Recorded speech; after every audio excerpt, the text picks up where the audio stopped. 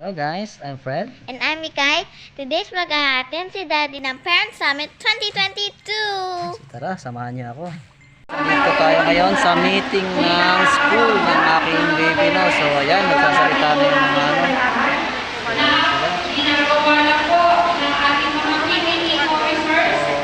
Ito is parents meeting, no. So dapat lahat ng parents nandito lahat ngayon. So kaya sobrang daming tao, yan.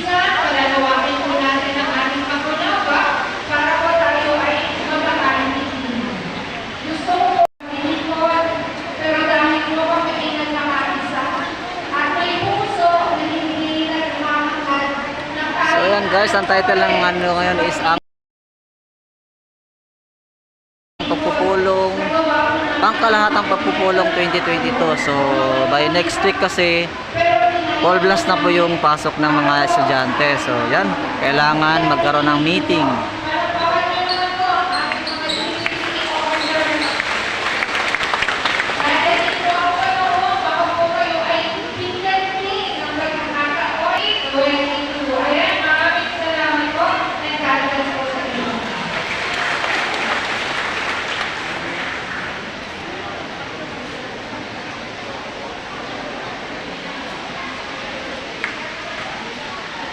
Okay, medyo madamdamin na ngayon. Muli palakpakan po natin ang ating president kung saan nagbibigyan ng ng tunay na pag-report para sa mga ka-elementary school. Maraming salamat po din ng school natin. Okay, we will now proceed to the highlights of our program this morning. And ngayong umaga po ay marami po tayo malalaman tungkol sa mga tanong na nasa ating isipan. Kung ano po ba yung mga dapat natin gawin sa kung meron pong disasters na darating, tulad po ng typhoon, pwede nyo na po mag-teach sa teacher kung may pasok po ba or wala, malalaman po natin yan yun. Okay po? At kung po doon, especially yung po ating face-to-face na pinaka-identify natin, hindi lang po yung mga parents, lalo na po ang mga estudyante. So ayan guys, may attendance din tayo, no? So mag-attendance tayo. Okay po ng bawat section. And to discuss about the Debt and Order number 35 series 2022, Debt and Order number 37 series 2022, and Debt and Order number 13 series 2022, palakpakan po natin ang ating napakasipag ng punong guro, Sir Ray O. Bodillo.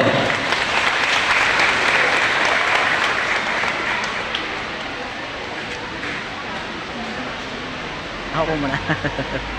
Maraming salamat inyo dahil ito na yung katapusan ng inyong mga panahon na maging guro. Pagpiliin nyo ang inyong mga katabi ng Happy Teacher's Day. Happy Teacher's Day! Pagpiliin nyo yung mga katabi ng mga parents. Naging teacher na rin ba? Ayan. Pero sa pagkakataon ito, may tutubig yan ay tutulungan natin yung pagiging teacher ninyo. Kayo ay magiging teacher aid na lamang. Kasi magiging kaagapay na kayo yung mga teachers natin. Hindi na kayo yung full na teacher, pinagkulat mo na Ayan guys, ang mga parents, no, andito ngayon sa meeting yan namin. Na-explainahan na ng gawa ng ganitong pwede na pwede sa buong kalamba. Yan po. So ngayon, inaasahan po yung ilang mga grade level kanina parang pang ano lang, set A yung iba na pila. Pero ang sabi ko, set Ayan guys, kasama ko dito si Danilo. Umaga, na ang oras natin ay 30 to 10 at pipilitin natin. Una po ang guidelines ng ating enrollment for school year 2022-2023 doon po sa konteksto ng grade introduction ng in-person classes. Ano po? Nung magkaroon tayo ng orientation, napakit ko lang po na meron tayong in-person classes pero kalakalahati. Diba po? Pero ngayong Oktubre, pinagpipilian ang 2 araw bago dumating ang November 2 pinagpipilian ang 2 araw na pen, inihintayan agad namin ang mga parents na sana mapakunahan ang inyong anak. At yung pagpapakulat yan ay hindi naman po obligasyon, hindi naman po ito compulsory, hindi naman po ito pinag-uutos, pero inihintayan namin kayo na mapakunahan ang inyong mga anak para may panlaban o may proteksyon sa kanilang sarili. Ayan po. Dahil yan, ang guideline ko ito po ay nagsasabi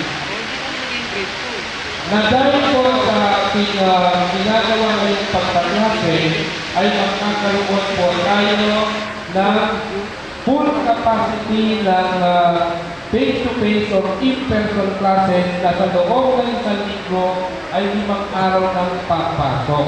Hindi katulad ngayon, 3 araw ngayong linggo, 2 araw yung isang set, sa susunod na linggo, yung isang set naman ay magkatatlong araw, at yung isang set ay magdadalawang araw. Sa kabuuan, sa loob ng 2 linggo, sila ay nakakabuo lamang ng 5 araw sa eskwelahan. Tama ba? Tama po ba yun? 2 linggo nakakabuo ng 5 araw. Pero ngayon po, ang isang linggo ay 5 araw na. Yan po. So mamaya ay pwede po kayo magsalita kung ano yung mga nasa nabigyan natin ng Ayan, si Danilo nangungopia oh. dahil mag-aaral ay ng kanilang mga credentials o anumang mga papeles. Dahil dito po ang letter A, number 1, letter B. Hindi mo pa eh. Ang debt, nakamilayan ko po dyan. May katanungan po, may mga data naman po yata ngayon, may internet. Hanapin ko lang po ang Debit Order number 35, Series 2022. Basahin ko po yun. Para po, kung hindi maintindihan ng interpretasyon, pwede po kayo magtanong sa amin anytime. At dyan po naman nakapaskil ang aming numero dyan. Ano po? Wala po ba magtatanong? Kung wala po ang proceed na gano'n sa pangalawa, ikapin. Ito po yung Debit Order number 27 naman, Series 2022. Guidelines of the cancellation of suspension or suspension of classes and work in the school in the event of disaster and other natural calamities. Ano po bang ibig sabihin nito? Kung minsan, sabi nga ng sergente kanina, tatawag ka ba sa teacher kung may pasok, kung wala? Kapag umpisa na po ang announcement ng DepEd, maagap na po ang DepEd ngayon bukod sa pag-asa o sa PIBO ay meron na po inilalabas nila ng DepEd. Kapag po ito ay legit, sabi nga, legit ba yung pangalan ngayon o baka mamaya ay fake news na? At pagkatapos nakita yung date na noong 2019 pa, 2021. Ano po? Kapag daw po tayo ay nagkaroon ng announcement mula sa ating PIBO, sa ating pag-asa, sa ating DepEd, sa ating mga local government units na legit, kaya legit mo yung announcement, maniwala na po kayo doon kahit hindi na kayo mga pwede yung mga teacher. Pero, isang maganda rin naman na lalo yung gustong patunayan ay yung pagkakaroon nyo ng PC. Wala na po tayong online classes ngayon, pero tuloy-tuloy na natin yung PC. Ano po? Yung group chat ninyo. Miyembro ba kayo doon? Sinong hindi miyembro? Yung hindi miyembro. So, maging miyembro po kayo doon para yung announcement ni teacher ay mapabasa doon. Ano po? Ayan po, kapag daw may typhoon, number 1 guideline na ito under section 4, yung pagkansila, lahat po ng in-person, itong online classes kasi may mga private school pa na nag-online, no? Sa lahat ng antas ay automatically cancel na ang mga classes sa eskwelahan. Ano po? At yung mga local government units natin ay mag-i-issue din. Lalo-lalo na kung ito po ay tropical cyclone wind signal. number 1, 2, 3, and 4 hanggang 5. Sana wag naman tayo mabuti ng matataas. Yung kahit na may pasok tayo basta wala lang bagyo, okay lang tayo na. So, pasensya na yung mga nasa initan, mabuti nga nagpakita natin ilang araw ngayon. Ilang araw na tayo laging walang ilang araw ngayon lamang. Sa ibang bansa po, kapag nakakita sila ng meron tayong tinatawag na level ng pag-ulan na yellow, orange, and red rainfall ay pwede na po natin ikan sila sa including level na meron din kayo. Kung ang principal ay magdidiklaga na walang pasok, kayo dito sa sarili ko po. Kaya meron akong sinasagot yung ating FB page, kung sino man po yung mga nagtutuon. Iba-iba po ang sitwasyon natin mga parents. Maaaring kami ay nandito ngayon sa itaas na itong lugar, wala ditong baha. Pero pagdating lang sa Mayor de Roma Hospital ay merong baha. Maaaring doon sa may Santo Niño ay baha. Pero dito sa may San Christopher ay hindi baha. Pero pagdating sa may likod ng St. Christopher ay may baha. Kami po sa may kapitan na yung bangkang o bangking lugar ngayon ay medyo mataas ang tubig, pwede sabihin ng ating mahal na kapitan na cancel ang klase ng mga taga-roon. Pero hindi lahat ng mga taga-rito sa Mayapa. Yan po. So, malinaw po pa tayo doon. So, na principal po ay talagang inaanak din naman natin. At siyempre, lagi kami mayroong koordinasyon ng ating kapitan. Ngayon din yung ating mayor at ang governor. Sa buong nabuo na ito. Ano po? Sa ngayon po ay natuwa kami dito sa President Governor ito ng number 37 sapagkat ang ating silahan ay pinakahuli yung lahat ng paaralan sa buong Pilipinas ng pinakahuling lugar na pwedeng gamitin quarantine facility, meron na katulad ng pandemya, isolation facility o kaya evacuation center. Hindi po ang una ang eskwelahan na magiging unang evacuation center ng mga mag-evacuate. Baka hindi naman magigtuwal ng mga kasama natin. Iahanap yan ang ating local government unit at kung magsakali man po na talagang hindi maiwala ay pinapaabot din po dito sa Deadline Order na ito na kung magiging ito na po ay gagamitin evacuation center depende sa pag-uuli o doon sa pag-assess ng ating mga local government unit ay maaari lang magtagal hanggang 15 araw. Ito po. So tayo ay ginamit na quarantine facility ng halos 2 taon. Ito po. Kaya ang ating mga kaguruan, kita nyo naman yung iba din mga kasama natin parents dyan, hakot dito, hakot doon, yung mga barangay tanong sa kapitan, yung mga barangay na katulong sa barangay, yung mga street sweeper, ay hindi na nagbibigay sa magkala, kundi katulong ng paaralan upang ang ating school ay malinis pagkatapos babalik na naman yung mga mag-ano, kung quarantine, inilipat na naman yung gamit. Nakailang beses po ang ating mga paglipat-lipat ng gamit. Hanggang sa noong nakaraang Marso ay namin sinilong para naman noon kalinitin face-to-face, expanded face-to-face, at ngayon po ay naging ready na para sa ating full capacity na pagkaklase. Ito po. So,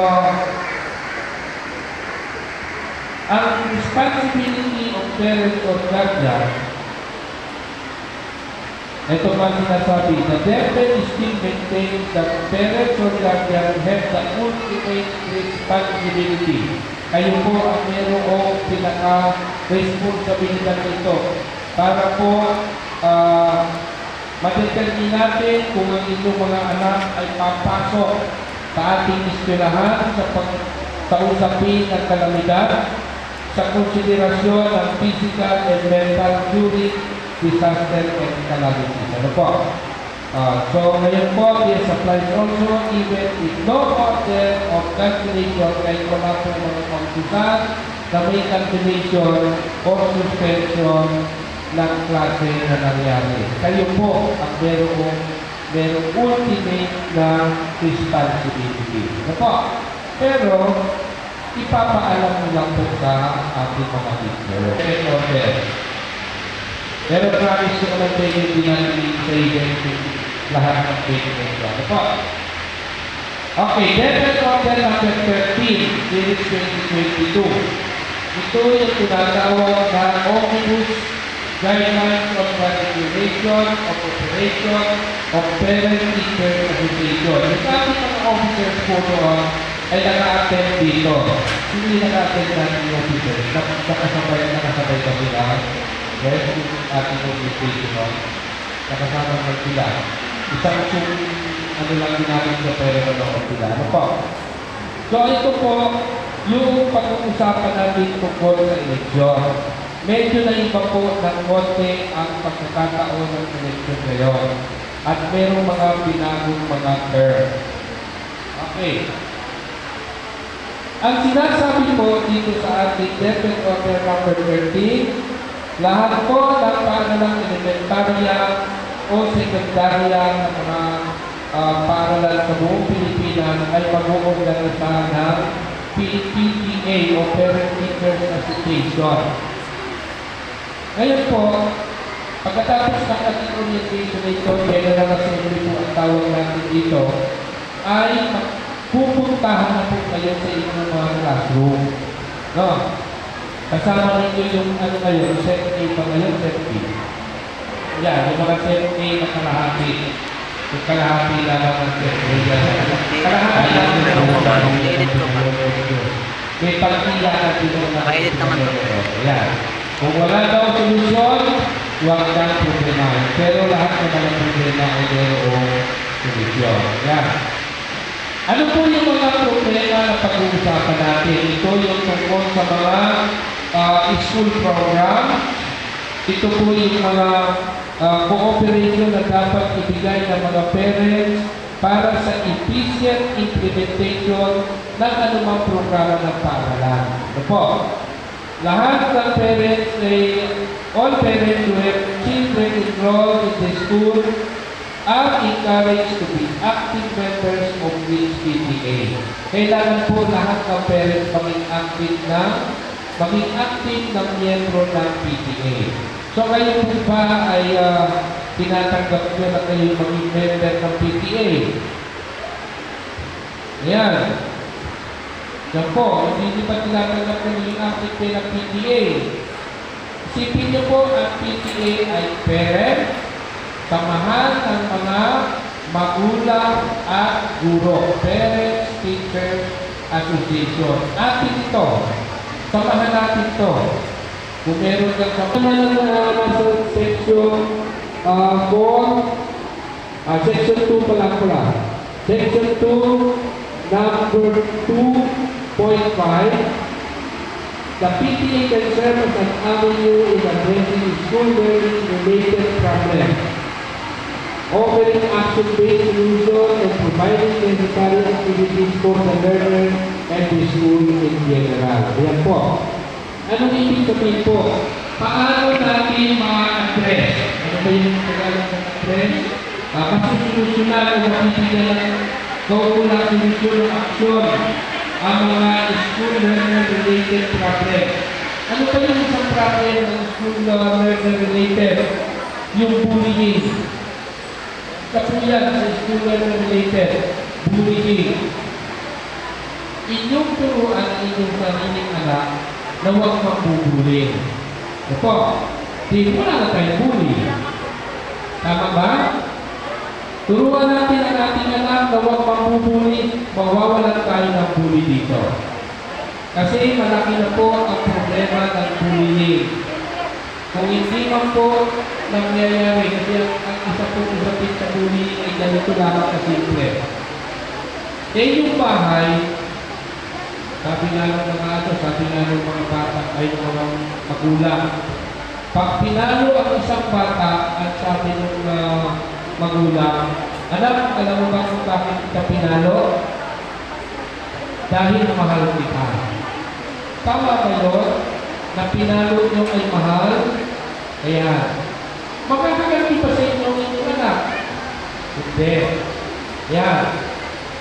Ngayon, balikan natin, hindi pa tayo tutututin sa bully. Pinalo ninyo, dahil sabi niyo mahal. Pagtanda ninyo, tandaan nyo rito. Pag kayo ay pinalo din ang inyong anak, pag matanda na kayo, ang sasabihin ng inyong anak, Papa, Mama, mahal ko kayo, kaya pinalo ko kayo. Tama po ba yun? Hindi, di ba? Pero ang anak, lahat ng inyong pananakit na ginagawa sa inyong anak, ay tinatanggap lang. O, pagkumatalangin ko ito, yung hindi naman ginagawa ay salamat, yung ginagawa, tigilan na. No?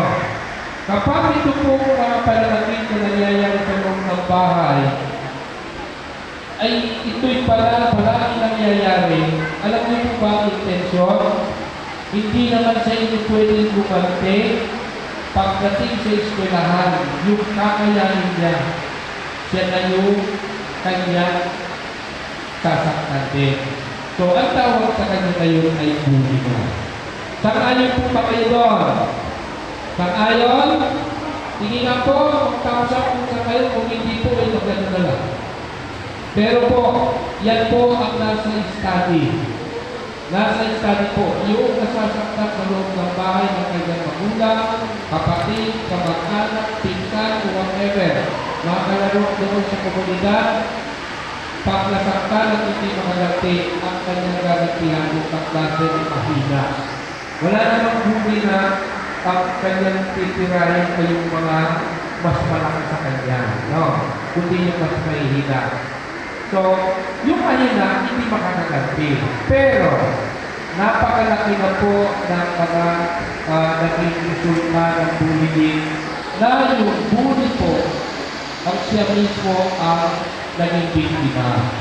Yan. Alam niyo po ba, dito lamang nakaraan sa Palawan, Batangas, doon sa ngalan ng school, isang grade 6 ay bully at natin mga anak na huwag magbubuli.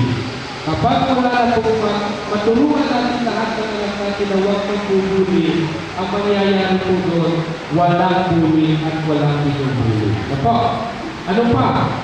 Ano pa yung mga action-based solution na kailangan natin para naman itong mga gawain ito? Una, kapag ang itong anak ay marunong, marunong ang inyong anak, kaya hindi nyo ang anak, ang inyong marunong na anak na turuan o mahihila para walang maiiwan. Turuan natin. Kaya din iso po, hindi kaya natin. Ang face-to-face po natin na pinag-uusapan, ito po yung solusyon sa dalawang taon ng mga kakulangan, yung lapses. Napakalaki po ang problema ng eskwelahan ngayon. Maraming bata na hindi marunong bumasa. Nung unang araw na pumasok, 2 linggo, 1 buwan, ay tinatyaga po ng ating mga guro, tinatyaga po ng ating LSA na katulong, at meron na po mga ibang eskwela na tumutulong na rin, natulungan ng mga kapwa nila mag-aaralan po. Napakarami po na hindi marunong sumulat ng maayos. Napakarami po nagbasa natin na yung mga hindi marunong bumasa, sumulat, at yung pagbibilang. Ayan po. Minsan natutuwa naman kami yung mga bata na advance sa math. Pag sinabing 5 plus 5 ay 11. Advance na, no? Ano po? Joke lang po yun. Medyo mali ang sagot. Ano? Medyo mali. Medyo hindi tama yung sagot niya. Naging advance. Pero po, ibig sabihin nagpapatunay na ang ating mga kakulangan sa loob ng 2 taon doon ang binubulok. Alam niyo po ba na kapag pumasok ang ating mga mga teacher, ay parang sariwang-sariwang sa umaga pagdating ng hapon, lantang gulay na. Yan. Yan po ang mga teacher. Kung ayaw niyo makipag-usap po teacher, open po ako. Ibibigay ko ang number ko mamaya. Text tayo. Sa messenger naman po, ay hanapin ko lang po yung medyo ninyo, pagkatapos yung mga nalagay na ng eskwela. Basta label nyo lang po, okay na? Tapos message mo ako. Pero magpapakilala naman po kayo. Kasi kung hindi ka binubugnan ng music yun eh. Baka mangyari, school related pa itong pinag-uusapan ninyo. Yan, yun lang po. Kaya po, sana ay iwasan na nagkakaroon ng pagkakaroon yung parent, pagkakaroon yung teacher, tapos nakapagdo naman yung eskwela. Pero ang teacher, na sinasabi ng Bukrelo, maximum tolerance yan. Hindi po yan yung, dahil ang naroon yung problema ay pakiinitan na. Yun po yung natawag na harmonic active and collaborative engagement. Yan po. Pwede po tayo maging partner at ating mga PTA members kapag kapareha ng magulang ay maging parte para sa best interest of the order. Yung ano man ang pinakamaganda para sa ating mag-aaral. Okay. Diretso na tayo sa eleksyon. Ang ating po mga i-elect na mga PTA officers, kayo po ay member, kayo po pipili ng inyong mga officers sa inyong classroom. Sino po yung pwede lamang piliin ng maging officer? Una, legitimate na parent, maging lalaki o babae. Pwede po silang piliin ng bilang isang officer. At yung mga hindi naman po mga parent, maaari din sila ang guardian. Pero ngayon po, may pinatutupad na po na ang guardian ay nangangahulugan ng isang tao o individual na appointed by a competent board. Hindi yung guardian ako niyan. Guardian ako niyan kasi kasama-kasama. Pero siya pala'y lola o kaya tiyakin na sinasama lamang. No? At yung magulang naman ay nandidyan din.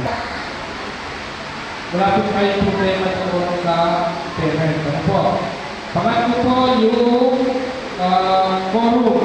Kailangan po ay mahigit sa 50% ng ating mga parents sa loob ng 145. So, kailangan i-tweet ang siguro na pwede na po kayo mag-eleksyon. Ano po? Pero kung kayo ay kilalapit ito, lamang wala, ay parang hindi kayo mag-repulit ng eleksyon ngayon. Kaya pag gano'n na kayo, mag-repulit na kayo mamaya na makatapos na tayo. No? And then, i-recognize po ng school at mag-ibigin office ng level ang ating po PTA kung ito po ay meron na ng isiwan certificate. Pero na ba tayo, no? Dati meron, pero ang teacher po ng ating mga anak na hindi naman doon sa klase mismo. Ang advisor na may anak ng teacher po. Ay anak, yung teacher ay may anak na doon sa klase ay siya pa ng officer, hindi na po. Pero siya ang advisor. Pero doon sa kapuha natin ang PTA ay meron tayong bilang na 1/3. Ano po? Mamaya ang papaliwanag ng inyo. Okay. Ano po ang posisyon na i-elect sa ngayon ng bago ng ating homeroom PTA? Pag tinaping homeroom, doon lang ang klase nyo muna. Kasi ito ninyo.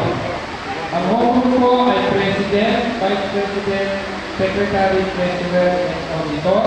Kasama pa po ng dalawa, yung Public Information Officer at Protocol Officer. So, bali po ito ang posisyon na inyong pipiliin. Tapos lahat po ay pwede na maging member kung anong committee na meron na pwede ibigay sa bawat isang parent. Ano po? Pagkatapos po ng ating eleksyon ngayong araw na ito hanggang mamayang hapon, kayo po at mamayang hapon ng mga parent. Pagkatapos po ng eleksyon na yan, sa Webes po ng alas 9 ng umaga, lahat ng president sa bawat seksyon magkikita-kita, tayo na lamang po. So 72 yata o 71 na sections meron tayo. Yung 71 na mga presidente ay magkikita-kita tayo sa Webes. Naintindihan po ba? Alas 9 ng umaga. Pipili mo bawat isang grade, halimbawa yung teacher, 12 section yun, pipili kayo ng president or, president, vice president, secretary, treasurer, auditor, PIO, and then protocol officer. Ang tawag po doon ay Grade PTA Council of Representatives, yung magiging president nila. Ayun po, doon sa inyong grade level grade level representative, grade 1, grade 2, kung sino ba po, yun na yung pito yun na makitira, sila na po yung magiging member ng ating SPI, officer ng ating SPTA, School Parent Teachers Association, at tatawagin nila SPTA Board of Directors. Kaya po, yung pito yun, kasama kayo yung dalawa natin teacher. Kaya ang mangyayari po ng PTA, pito ang officer ng napili kung sa bawat seksyon, pinipilisang grade level president, bawat yung teacher, 12, napili niya si 1 na president lang sa lahat ng grade level na representative ng teacher. At si Pedro sa grade 1, hindi ko pa yung basta lahat po yun, yung pito, kasama yung dalawa natin siguro dito, ay magkukulpin ang sila po kapapilinig bilang president o chairperson na, vice chairperson, secretary, and treasurer. At yung po iba ay bibigyan ng ibang mga posisyon katulad ng collection and disbursing officer at yung committee. Pero po yung secretary ay teacher po, automatic sa dalawang teacher namin, sino ba ang pipiliin natin na magiging secretary. Yun lang po ang posisyon doon. At kung halimbawa meron man po assistant treasurer, yung treasurer na tayo, pwede rin doon ang teacher, pero ang function naman niya, hindi pwede pala ang treasurer, hindi po pwede naman siya sa auditor o business manager. Ito, mag-audit pwede, para technical lang. Hindi pwede lumawang kasi ang teacher na maging treasurer, pero hindi pwede lumawang ang pera. Ito. Okay po. 9 po ang members ng Board of Directors. Ito ang ating pipiliin bawat grade level at dalawang teacher. At pagkatapos po,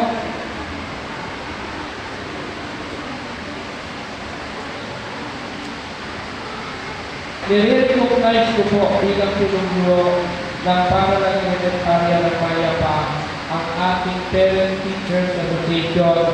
Kapag po ay nakita naman namin ang finalization na lamang po ng financial statement at yung lahat ng ating mga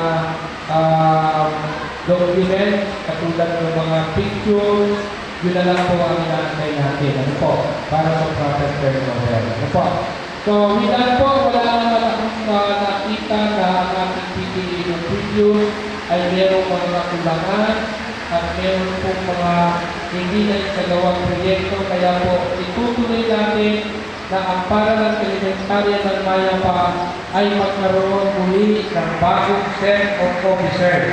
Ibig sabihin po ng bagong set of officers, yung magawin yung mapipili. Pero hindi ko sinasabi na yung mga naging officers na ay hindi na pwede maging officer. Ano po? So, kayo din po naman ang mag-decide. Ano po? Okay. So, sabi ko na, uutang ako ma'am, ng grade 6. Ating nagkakanta yung ating President ng Interpretation. Pinakubyo. Utang na ako ng 10 minuto. Tatapusin ko na po ito. Ito po yung uli natin pag-uusapan at kayo po ay bahagi para magawa ng pumisiya bilang po miyembro ng PTA. Ang mga alituntunin ng paaralan. Kung meron po kayong ayaw dito, tanggalin natin. Kung meron po kayong gusto nilagdag, pag-usapan natin at ipasok ninyo. Bukas po mamaya sa malayang talakayan. Okay po, ang tutuloy ng paaralan para sa mga baka-aral. Sumunod sa takdang oras ng pagpasok at pag-uwi. Halimbawa po, ang mga sumusunod sa takdang oras ng pagpasok ay ito po. Ang antas ng kinder, ang pang-umaga po natin, ang pagpasok lamang po nila ay 7:45 hanggang 8 o'clock. Nasusunod po ang kinder, pang-umaga, mamaya na ito napapagitin yung panghapon. Kahit sabihin ko ngayon ay hindi ko maintindihan kasi panghapon po yung susunod sa panghapon. At ang uwi nila po ay 11. Tanghali. Malalaman nyo, bakit kaya 7:45 to 8 lang darating? Full capacity na po ang pinag-uusapan natin dito. Ang grade 1, grade 2, grade 3, grade 4 na pag-umaga. Ang pasok po nila ay alas 6 ng umaga hanggang alas 6:15 lamang po. Okay? So, sundin po natin ito dahil kapag po naman kayong maagang sa alas 6, bawat 5:30 pa lang, ay wala pa rin yung mga guru natin. Dahil po ang kanilang pasok din ay 4:45. Ano po? Para bago mag-alas 6, nasigurado natin na nandito ng teacher. So, 6 to 6:15 po, malapit ka naman na yung bahay, 5:45 saka kayo maglakad-lakad para sa dito, sila na alas 6. Ano po? Huwag kayo maglalakad na alas 5. Dahil hindi pa naman sila makakapasok dito at sarado pa yung mga kwarto. Ano po? At ang uwi naman nila ay 11:30. Napagkasunto na po natin ito na hindi na papasok ng alas 6 hanggang alas 6:15 ang mga mag-aaral, ang mga magulang pagpasok dito. Hindi na po kasama ang magulang sa pagpasok mula alas 6 hanggang alas 6:15. Alas 6:15 po, ang kwarto na, nagkagawa na sila ng preliminary na tulad ng plan nila sa classroom. At pagkatapos uuwi sila ng 11:30, doon lamang po kayo pinapayagan na pumasok at sunduin ang inyong mga anak. Nang sa ganon, pagkakuha ninyo sa inyong mga anak ng grade 1, grade 2, sabi nga, grade 3, dapat hindi na sinusundo. Alam na naman ngayon, ang grade 4, hindi na rin dapat sinusundo. Then, pwede na ang kayo na lang sa labas. Dahil, papaniwala ko na rin sa inyo na kailangan 11:30 po kayo susundo dahil hindi pa po oras yun ng kanilang pagkatapos ng klase. Yung 11:30 sundo, kailangan makalabas natin kayo ng 11:45. Ito po, bakit 11:45 kailangan kayo ay nakalabas na? Kaya mabilis po, kapayang kami na puro na lang labas. Papasok po dito sa gate nito para sumundo, lalabas po sa kabilang gate. Ito po. Dahil yung panghapon po, ang pasok nila ay 11:45. Yan po. Papasok lamang din yung mga panghapon na yun ng 11:45. Hindi sila dapat maging maaga sa alas 8. Yan po. Yun din ang pag-uusapan namin mamaya. Yung ating grade 5 and 6, wala tayong problema dito. Ang kanilang pasok ay 7 to 7:15. At 7:15, magpapasarin din ng kwarto at sila ngayon ay may preliminary ka, exercise, lahat. Ang humpa, lahat ng mga gagawin doon. At yung wellness natin na ginagamit ng Nestle, kung nakikita nyo po yan, meron din tinutulong na pang-exercise. Magdala o dalhan ng pagkain ang mag-aaral sa grade 5 at grade 6. Nasa ang grade 5 at grade 6, salamat naman po at hindi na lamang ang umuwi. Maraming salamat po sa inyong kooperasyon. Yung iba ka lang, medyo may problema tayo dun sa tinadalhan. Meron ako nakita doon sa alam niyo po, ay basta na lang papasok ng paaralan. Meron ako kami nakuhang budget, ipinanakot namin sa inyong organization. May nakuha na po kami budget, at tayo na namin yung order namin days. at toothpaste. Ingatan lang po sa inyong mga anak. Ito po yung mga tulong din sa inyong mga anak na ma-identify na siya ng mag-aaral ng kaya pa. Lalo na ngayon yung inyong nakakapagpunta na may pinapagpunta daw. No? Ay tatapat mo yung IDMP, makikita ko kung makakalang yung bata. Kaya hapit. Ano po? Kaya hindi pa lang po namin nagkakukuha yung mga may kayo, yung ID po, yung materials, at lalong pa ng aming ICT coordinator, yung mga may kinalaman sa ating sa ating computer. Gagawin po yan, kukunin yung mga pagkakakilan na ng mga. Okay. Susunduin ang mga guro sa entrance game ang pag-aaral ng April. Para sa kapatid. October na po. Kaya yung binigay natin yung mga hanggang October 15 hanggang naging kapatid ng October. Yan po ay October 4 na. Tuwing ang sila naman pwedeng pumasok ng mga magulang o guardian o service driver. Yung service driver po, mag-usap-usap naman na pamilya yung mga driver na dito sila makita sa pagkakulong sila yung sa kanyang tulog. Para hindi nagahanapan, nakakawa ka ng driver. Alam niyo kung ito yung driver, pumunta mo sa kapila. Pagdating, iniwan mo yung bata, tapos tumakbo naman yung bata. Yung makuha yung kabilang service, ito wala na ng iniwan dito. Ay para tayo, magpatagulang natin ito mga ito. Yan po. Tutulungan din natin lalo sa pag-uwihan. Nakakalaman po. Maraming naranasan po. Ito yung mga paghapon natin ng teacher.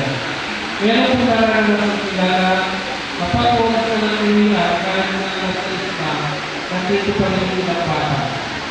Naintindihan namin yung bata na pinausap na yung guardia at ipinili na ng teacher na datalaan ng pag-uwas sa trabaho. Okay yun. Pero naging disiplinado naman yung bata ay hindi mga alis doon sa tinakdang lugar na doon dadaan ng magulang. Kaya natutuwa naman po ako. Kaya lang, hindi pa po kayo nito dahil may mga po ay kasama namin sa pagbulo ng polisiya ang pananamin ng mga susundo.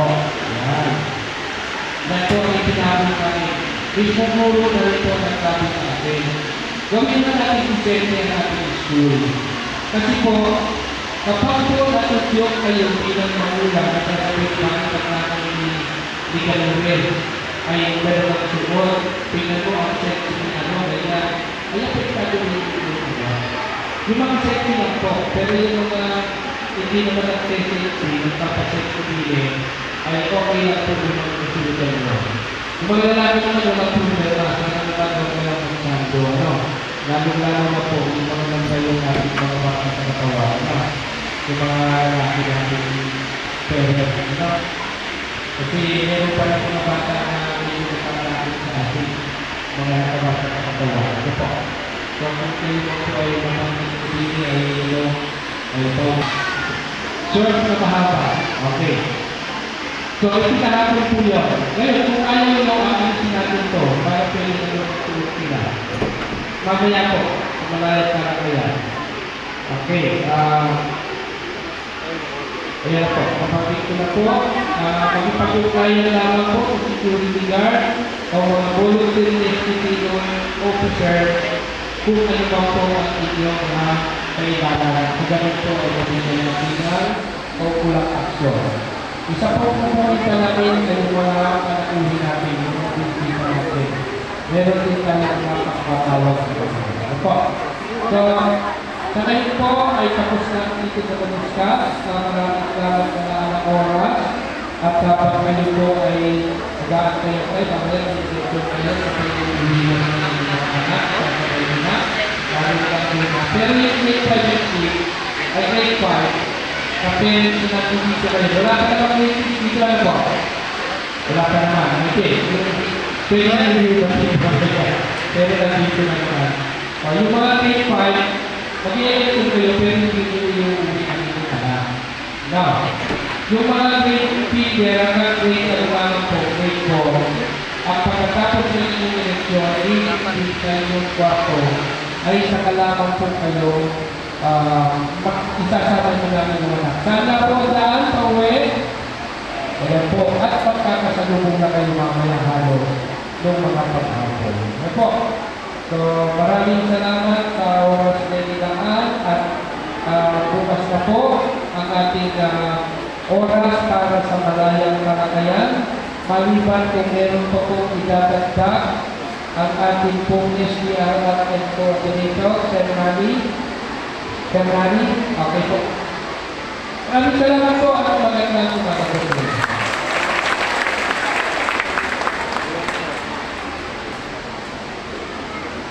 So once again, palapakan po natin si Sir Ray Batilio. Ayan, marami po tayo natutulong ngayon. Ano po, tama po ba? May mga katanungan po ba tayo na gusto niyo masagot? Yung mga tumatak po sa inyong isipan na hindi pa po nasasagot, maaari po kayo magtanong. Wala na po? Okay. Wala na. So, nakita lang po ito kasi namin sa naman po ay natalakay ng Mr. Borillian po. So, ako po si ginawa kailan ko ang SDRM, School Disaster Risk Reduction and Management Coordinator ng Mayapa Elementary School po. Ano po? So, since lahat naman po ay natalakay na ng ating buting guro, ginawa kayo Borillo, so, i-reiterate po na lang po natin yung ibang observation natin for the past one and halos sa buwan na pagpasok ng bata sa ating eskwelahan. Ano po? Since, bakit po ba tayo nagawang SDRRM sa school? So, tayo po ang nilalatag ng mga programa at tuntunin na may kinalaman sa seguridad at pag-iingat ng lahat, empleyado, mag-aaral, mga magulang sa loob ng ating paaralan. Ano po? Sa ating po mga bunting magulang. Ano po? So since marami po kami narinig sa gate na ESO bakit ang Mayapa Elementary School ay napakalupit. Ang daming rules. Mga magulang, tayo po ay education public institution. At sa kahit sa akaresya po ng gobyerno kayo pumunta kahit sa ospital, privado man yan o publiko o pang public, may mga rules po tayo sinusunod. Pag sinabi po nila bawal pumasok, isa na ang bantay, wala po tayong magagawa, kundi ang sumunod. Ganun din po sa atin sa paaralan. Hindi naman po kami nag-impose ng isang ating tuntunin na gusto lang namin sa Borillo. Ano po? May pinagbabatayan po tayo. May pinagbabasehan, may mga pangyayari na ganap, kaya ginagawa natin ang isang rules o tuntunin. Ano po? Since ako po ay maupo bilang SDRRM ng Mayapa, 2018 po. Isa na po yan sa natansin ko. Ano po? Bakit ba tayo pinapayagan natin ang magulang na labas-pasok sa loob ng paaralan? Sinunda na pangyayari sa Pastor Arbia. Nabalitaan ko yun. Kung nabalitaan yung pinangyari sa Pastor Arbia National High School, kaya po tayo nagkaroon ng pag-higpit. Ano po? Kaya naglagay ng mga security guard sa ating mga school. So bilang pag-iingat po at seguridad sa ating lahat. Before pandemic po, nang mangyari ang ating pandemic, hindi na po tayo nagpapapasok ng magulang sa ating paaralan. Ano po yung mga dahilan? Una-una po, iniiwasan natin na mawala yung focus ng bata sa pag-aaral. Bakit po? Wala pa pong tayo ng uwian, tambak na po sa harapan ng classroom ng susundo. Hindi pa tapos si teacher mag-klase, nasa harapan ng mga classroom. Hindi po akma, parents. Ano po? Hindi naman po siguro magandang tingnan. Siyempre, kaya ako yung teacher, at dami ng magulang sa harapan ng classroom ko, mawawala din po ako sa focus. Kaya isa po yung sa reason kung bakit pinapapasok natin ng magulang sa tayo lang ng uwian. Napapangalagaan namin yung mga bata, yung mga anak nyo, sapagkat nakuha po namin yan yung mga anak din. Lahat po tayo yung magulang ng mga anak. Ano po? Kaya hindi po namin makabayaan yan. At ano man po ang mangyari sa loob ng paaralan, responsibilidad po namin yun. Ang hindi lang po namin, kooperasyon, pag-unawa at pagsunod. At manatili paggalang po sa isa't isa. Ang ating pong GPTA officer, wala pong sinisweldo yan, walang sahod yan sa pag-GPTA. Voluntary po nag-duty ang ating mga GPTA. Para saan po? Para magpasigatuhan sila? Hindi po. Para tumulong at sigapin nasa maayos at nasa ligtas ang ating mga bata. Ano po? So tumutulong na po sila. Bukal sa kanilang loob, walang sinasahod. Kaya palakpakan po natin ang ating mga GPTA officers. Maraming salamat po. Pag-unawa lang po ang hinihiling. Ano po? Yung mga nagreklamo po, sila po yung kadalasan hindi umaattend sa parents orientation at sa meeting. Magdalaman po tayo. Ano po? Hindi naman po maganda na ako yung school uniform, nakikipagtalo ako sa mga magulang doon. Hindi naman po pwede, lagi na lang po kami uniform. Ano po? Hindi naman po pwede, lagi na lang kami susunod. Kami yung makikitali sa mga magulang na hindi marunong umintindi o umunawa. Ano po? So, kalikasan po ang ating hinahanap na. Pag-iingat ang ibigay namin sa mga anak. So, yun lamang po. Sana po, sa darating na full capacity of face-to-face, maging mapayapa po ang lahat. Well-oriented po tayo lahat. Ano po? Para maiwasan po ang anumang komosyon sa ating loob at maging sa gate ng ating paaralan. Muli po, maraming salamat.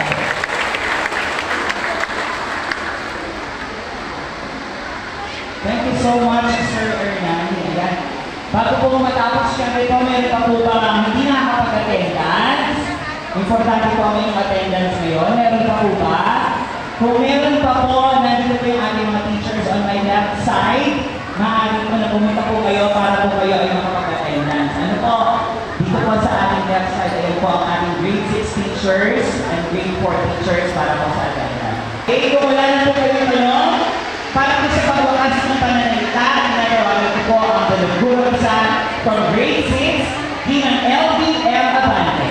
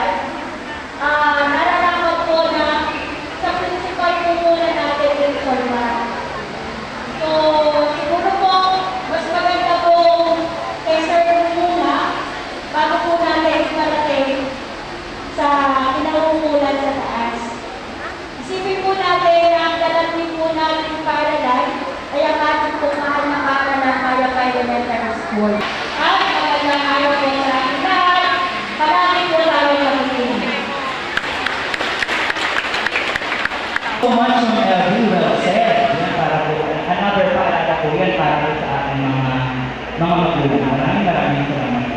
So ngayon po ay para po sa set up natin para po pagpunta sa kanilang mga classroom. Siguro po nahin po natin ang mga parents from kinder. Please stand up. Lahat po ng kinder, ayan, para po maayos ang dalaw ng ating pagpunta sa kanyang mga classroom. Maaari na po kayo pumunta sa inyong mga classroom, kinders, parents. Ayan, unahin na po muna natin ang mga kinders. Sunod na po natin ang parents from grade 1. Please stand up. And you will go now to your respective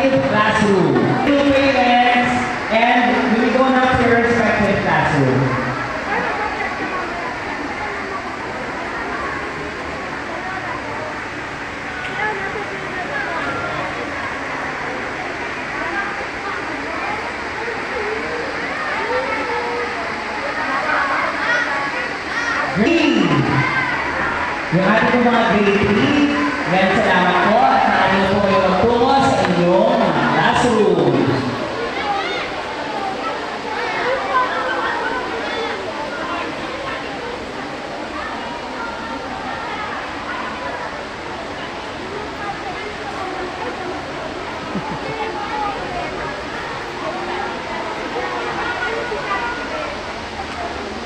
Grade 4! Yes! Masali na kami dyan! Please go to your respective